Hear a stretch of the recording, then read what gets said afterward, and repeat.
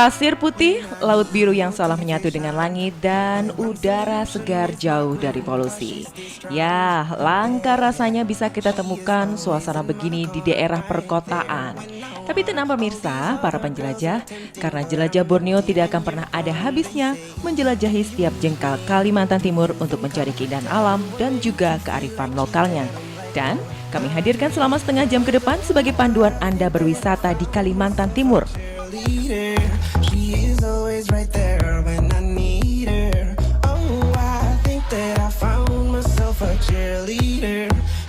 Untuk edisi hari ini, saya memilih Bumi Batiwakal Kabupaten Berau yang sudah sangat terkenal dengan pesona wisata baharinya.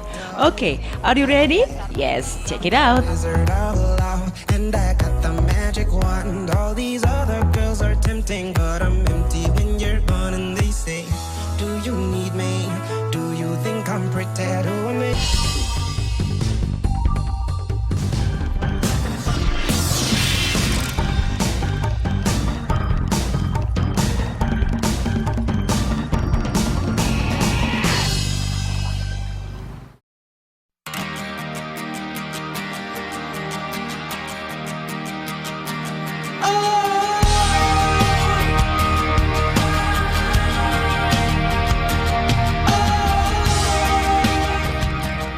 Kami awali perjalanan wisata bahari kali ini dengan menuju ke arah timur dari Kabupaten Berau, yaitu Kepulauan Derawan dan sekitarnya termasuk Maratua.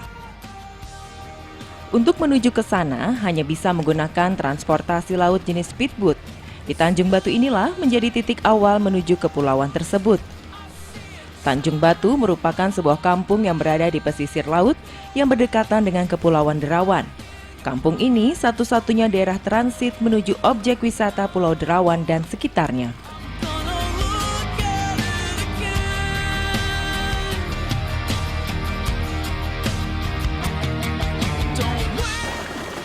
Oke, saatnya kita sudah di Tanjung Batu, kita mau nyebrang ke Pulau Derawan. Tapi untuk perjalanan menuju ke beberapa pulau di sini, di sekitaran Pulau Derawan masih akan dilanjutkan besok pagi.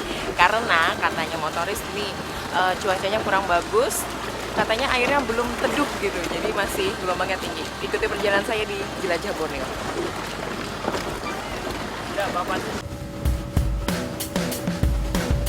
Perjalanan laut pun dimulai. Ombak agak tinggi. Sang motoris dipacu untuk bisa mengendalikan laju speedboat menerjang ombak.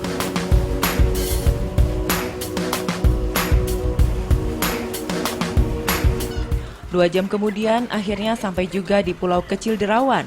Kenapa pulau kecil? Karena luas pulau ini hanya 44,6 hektar saja. Saking kecilnya, kita bisa mengelilingi pulau dalam waktu sekitar 2 jam perjalanan menggunakan sepeda. Ya, di sini sengaja disediakan penyewaan sepeda untuk para wisatawan yang datang karena tidak ada angkutan umum di Pulau Derawan. Bahkan, keberadaan kendaraan bermotor pun akan dibatasi supaya Pulau Derawan tidak tercemar dari polusi udara. Pulau Derawan memang telah disiapkan untuk kunjungan wisatawan baik lokal maupun mancanegara sejak beberapa tahun terakhir. Karena selain keindahan alamnya, keindahan bawah lautnya juga sangat mempesona dan menjadi incaran wisatawan minat khusus. Supaya sektor pariwisata bisa menjadi roda perekonomian di Derawan, pemerintah meningkatkan fasilitas umum di sini, baik layanan telekomunikasi maupun juga aliran listrik ke rumah warga.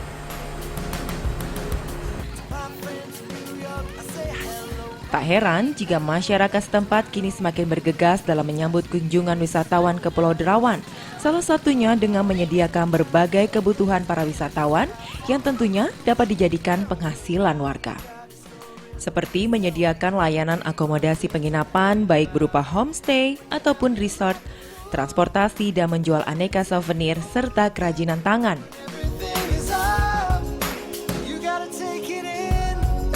Yang paling khas dari daerah pesisir kepulauan seperti Pulau Derawan ini yaitu hasil lautnya. Karena hasil laut selalu berlimpah, masyarakat Derawan kerap mengolah hasil laut menjadi sumber makanan yang bisa tahan lama.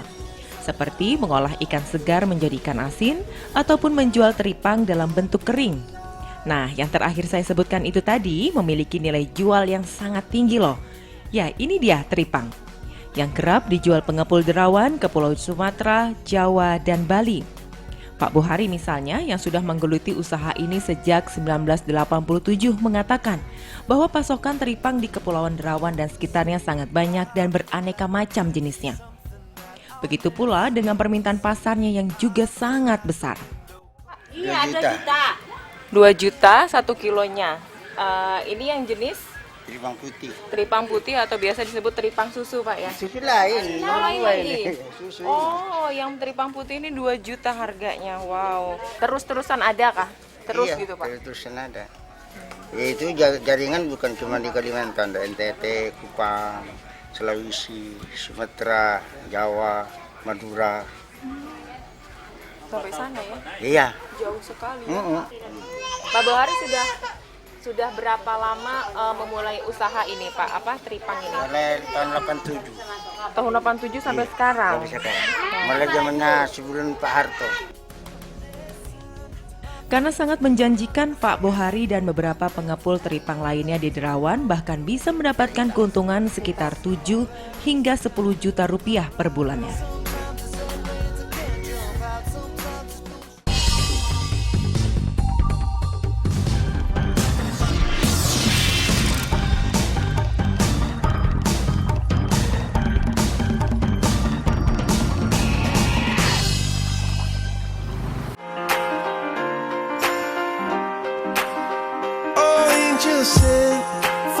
Pagi menjelang, kini saatnya saya melanjutkan perjalanan saya ke beberapa pulau di sekitar Derawan, yaitu Maratua dan Kakaban. Atas saran warga dan juga motoris, pagi hari waktu yang tepat pergi ke sana, karena ombak laut tidak terlalu tinggi. 2 jam perjalanan akhirnya sampai juga di Pulau Tapal Kuda, Pulau Maratua. Bentuknya mirip dengan tapal kuda atau berbentuk huruf U, yang dikelilingi pasir putih dan tentu saja koral yang cantik.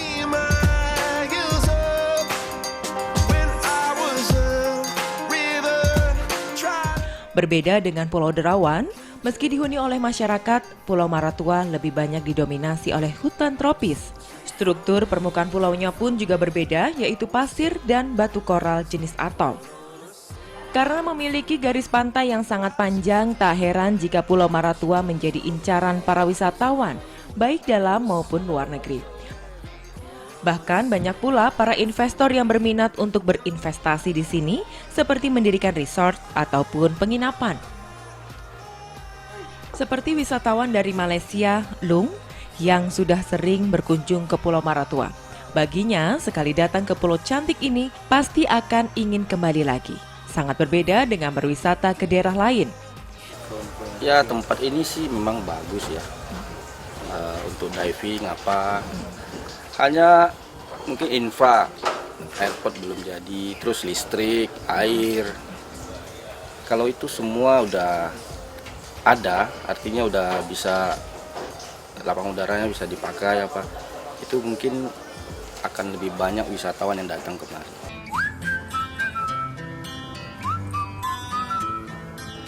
Selesai berwisata di Pulau Maratua, kini saatnya kita menuju ke objek wisata lainnya di sekitar Pulau Maratua, yaitu ke Pulau Kakaban. Hanya sekitar setengah jam perjalanan menggunakan speedboat, dan kita bisa menjumpai pulau yang terkenal dengan danau air payau di tengah pulau. Sesampainya di dermaga Pulau Kakaban, pengunjung akan langsung disuguhkan lebatnya hutan tropis. Tapi di mana sih sebenarnya letak Danau Kakaban? Nah, kita harus berjuang menaiki anak tangga terlebih dahulu deh, karena danaunya ada di balik bukit ini. Untung aja pemerintah setempat sudah membangun anak tangga untuk mencapai Danau Kakaban. Bayangkan kalau tidak ada jalanan dari kayu di sini. Treknya menanjak, belum lagi permukaan jalannya tidak rata karena tersusun dari bebatuan atol. Karena melewati lebatnya hutan tropis, jadi udara di sini sangat sejuk. Bahkan di beberapa pohon juga diberi papan nama jenis pohon tersebut. Jadi selain berwisata air, pengunjung yang datang juga bisa tahu apa saja jenis pohon yang ada di Pulau Kakaban ini. Naik turun bukit dilalui dan sampai juga di tepi Danau Kakaban. Kilau matahari memantul di permukaan air danau. Oke, untung terbantukan ada jembatan. Coba enggak, ini kita bisa lewatnya tuh medannya sangat terjal. Belum lagi itu struktur tanahnya banyak batu karang. Aduh, curam-curam. Dan kita lihat dong, ini danau di tengah-tengah pulau. Pulau kecil yang tidak berpenghuni. Ayo cepat, let's go. Sekilas danau ini biasa saja, seperti danau alami lainnya. Tapi yang luar biasanya yaitu gradasi warna air danau dan biota air laut, ubur-ubur. Penasaran dengan sejarah danau ini? Langsung saja kita bertanya dengan Pak Muhadi, penjaga Danau Kakaban. Jadi ini Danau Kakabannya dulu ini asal mulanya dimiliki oleh Kesultanan Sambaliung gitu Sambaliung, ya Pak? Sambaliung. Kemudian gimana Pak kabarnya? Itu kerajaan Sambaliung, dia itu dia mulai dari tahun yang kurang sehat Belanda ya, itu tahunnya dia bertanam. Kemudian kelapa tersebut itu sudah besar, jadi maka kelapa itu dibeli sama Haji Karim. Oh, jadi dulu di sini banyak pohon kelapa. Banyak itu buktinya masih tersisa. Dibeli oleh Haji Karim. Haji Karim. Itu warga dari Warga dari Pulau Derawan. Sehubungan dia di tahun itu kepala kampung Pulau Derawan. Ini kan nih ubur-uburnya terkenal sama ubur-ubur yang tidak menyengat. Cuman satu jenis aja Kak Pak itu yang tidak menyengat itu. Seluruhnya ubur-ubur tidak menyengat. Kalau ada yang berapa ada jenis? Di danau 6 jenis.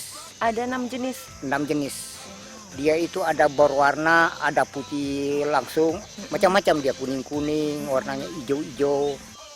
Tapi kita tidak tahu nama ubur-uburnya, itu disebut ubur-ubur danau saja. Itu saja. Pak, ini kan danaunya danau air asin apa tidak sih Pak? Air asin. Danau air asin. Airnya ini sama dengan air yang ada di laut itu. Ada di laut.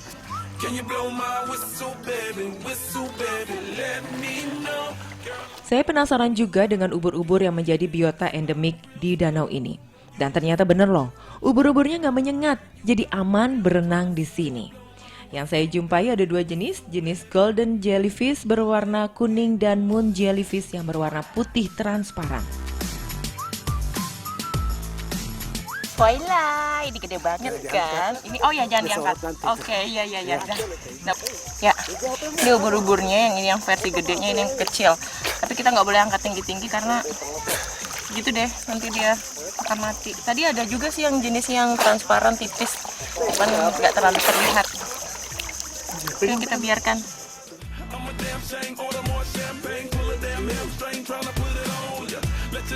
Saking terkenalnya, jumlah kunjungan wisatawan di Danau Kakaban ini hampir mencapai ratusan orang dalam 1 bulannya. Belum lagi jika hari libur nasional dan keagamaan. Pertama kali. Tahu Danau Kakaban dari mana? Banyak di sosmed sekarang kan lagi hit. Ya itu. Terus juga kemarin teman saya datang sini sih, katanya bagus. Nah, penasaran datang sini. Katanya bagus karena apa? Karena apa? Karena danaunya, airnya, atau ubur-uburnya? Ya karena kan unik lah ya. Di sini banyak ubur-ubur. Tidak beracun. Keberadaan danau seperti ini hanya ada 2 di dunia. Danau air payau yang terbentuk karena terperangkapnya air hujan dan bercampur dengan air laut yang merembes masuk serta dihuni ubur-ubur yang tidak menyengat, yaitu di Pulau Kakaban, Kabupaten Berau, Kalimantan Timur, dan ada pulau di Kepulauan Palau di Mikronesia.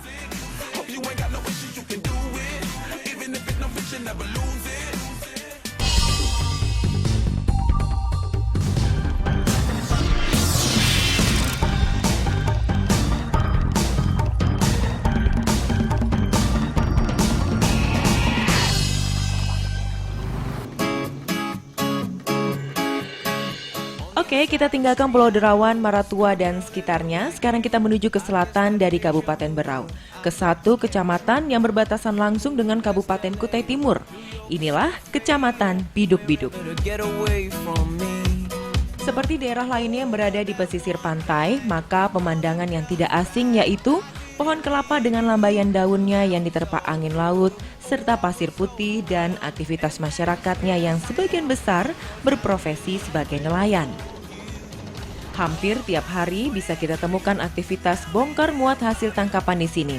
Jadi kebutuhan akan pangan di Biduk-Biduk tidak akan pernah berkurang. Apalagi masyarakat Biduk-Biduk khususnya yang berada di tepi laut membuat keramba aneka jenis ikan konsumsi yang tentunya bernilai jual tinggi.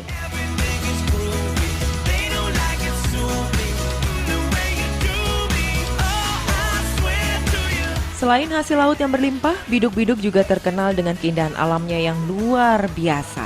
Ini dia, Danau Dua Rasa Labuan Cermin. Langsung aja ya kita menuju ke sana dengan menggunakan kapal motor yang telah dimodifikasi warga.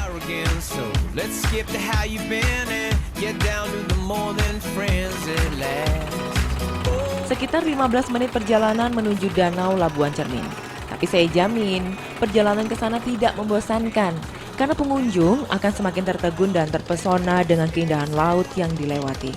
Gradasi warna air laut yang tercipta yaitu dari berwarna putih, hijau toska, dan biru.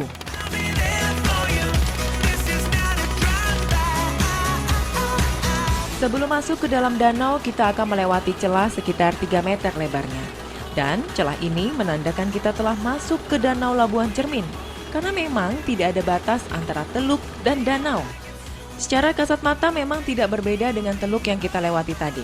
Tapi ketika menundukkan kepala dan melihat dasar danau, ya Tuhan, ini keren banget.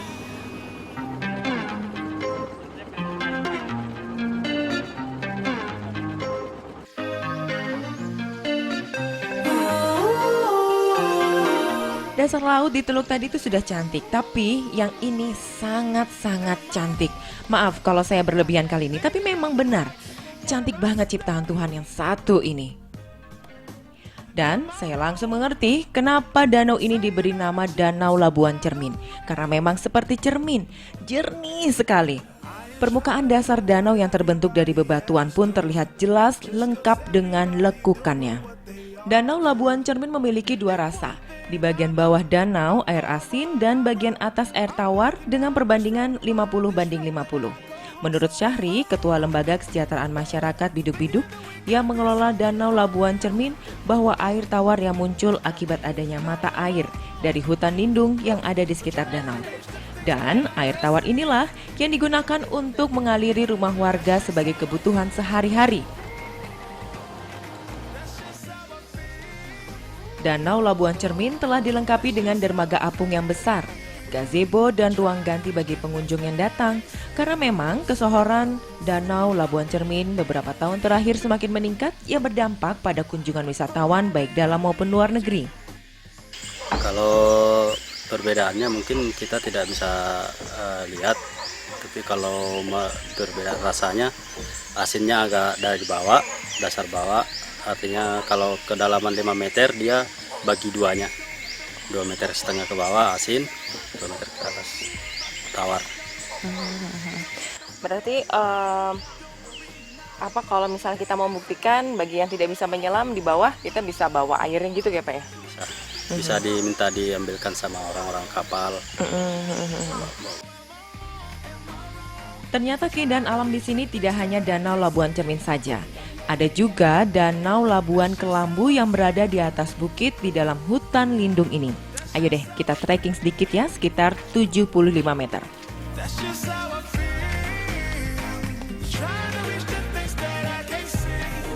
Nah, ini dia Danau Labuan Kelambu. Hampir mirip dengan Danau Labuan Cermin. Airnya sangat jernih. Kenapa dinamakan Labuan Kelambu? Karena vegetasi alam hutan lindung di bagian atas danau menyerupai kelambu karena lebatnya hutan. Dan letak danau air tawar ini berada di atas lapisan kars. Sayangnya pemerintah belum melirik ke danau ini untuk dikemas sebagai objek wisata. Jadi belum ada titik pemberhentian untuk pengunjung bisa menikmati air di Danau Labuan Kelambu.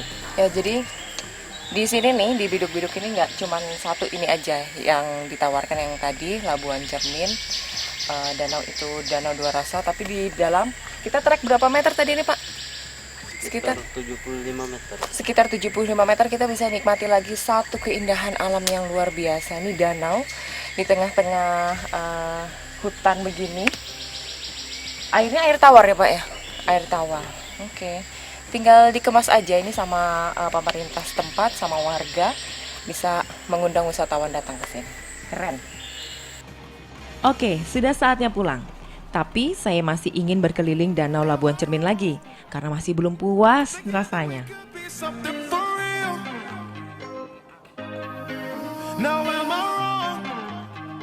Oke. Iya, di bawah sini memang banyak lekukan-lekukan batu begitu. Dan itu ada batu-batu juga, batu karang. Jadi kalau di sini katanya sih biota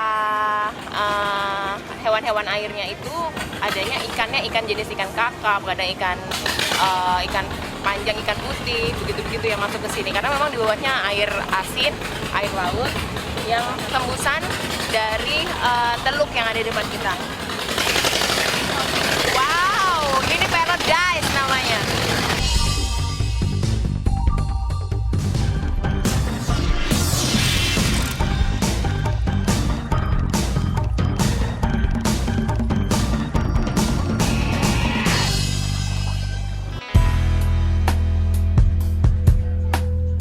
Banyaknya objek wisata di Kabupaten Berau seolah membuka mata dunia bahwa bumi Batiwakal ini layak dikunjungi. Pasar wisata dunia pun kini perlahan beralih menuju ke wisata bahari dan wisata alam. Tak heran, Kabupaten Berau mengalami peningkatan jumlah kunjungan wisata setiap tahunnya.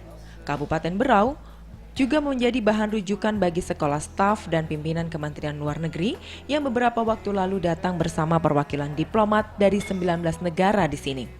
Apalagi kalau bukan untuk mempromosikan keindahan bumi Batiwakal Kabupaten Berau di negaranya masing-masing. Tujuannya pertama adalah satu, untuk memperkenalkan Indonesia.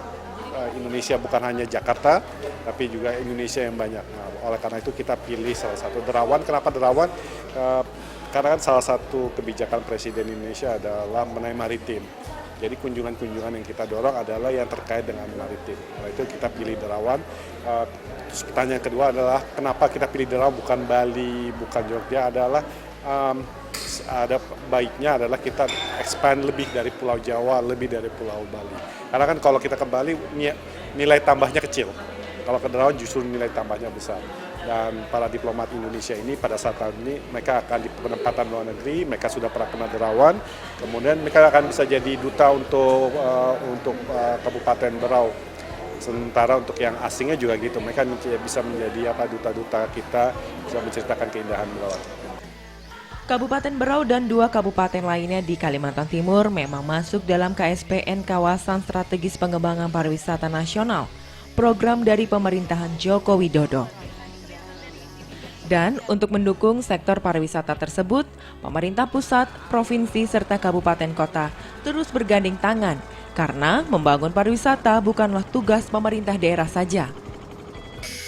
Nah, berkaitan dengan unggulan yang ada di Kalimantan Timur, khususnya di Pulau Derawan dan sekitar termasuk Kecamatan Biduk di Labuan Jelmen ini, memang ini salah satu kawasan yang memang akan diberikan prioritas utama berkaitan dengan kawasan KSPN, kawasan strategi pengembangan pariwisata nasional. Nah, kegiatan ini nanti akan mencoba melihat dengan langsung ke lapangan, sekaligus juga langsung melakukan evaluasi dan sekaligus juga dalam rangka memberikan curahan yang berkaitan dengan informasi berkaitan dengan apa yang mau dibangun. Nanti akan ada tim yang berkaitan dengan namanya untuk melakukan evaluasi ke lapangan apa-apa saja yang dibangun. Begitu pula dengan pemerintah Kabupaten Berau yang kini menjadikan sektor pariwisata menjadi prioritas utama pengganti sektor sumber daya alam seperti tambang dan perkebunan. Berbagai hal telah dilakukan termasuk peningkatan infrastruktur khususnya akses jalan. Ya itu, kami sudah melakukan lobby ke kementerian, dalam waktu dekat ada tim ya dari KEX namanya, Kawasan Ekonomi Khusus Pariwisata, untuk meninjau KEX yang ada di Berau, di Maratua Derawan, sebagai langkah untuk menetapkan Berau sebagai daerah otoritas pariwisata. Besarnya dukungan pemerintah dalam memajukan sektor pariwisata di Kabupaten Berau tak lain untuk memanjakan para wisatawan yang akan datang ke daerah ini.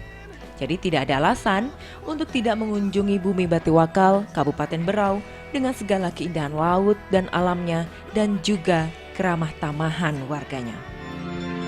Jadi inilah Borneoku, mari datang dan jelajahi Borneoku.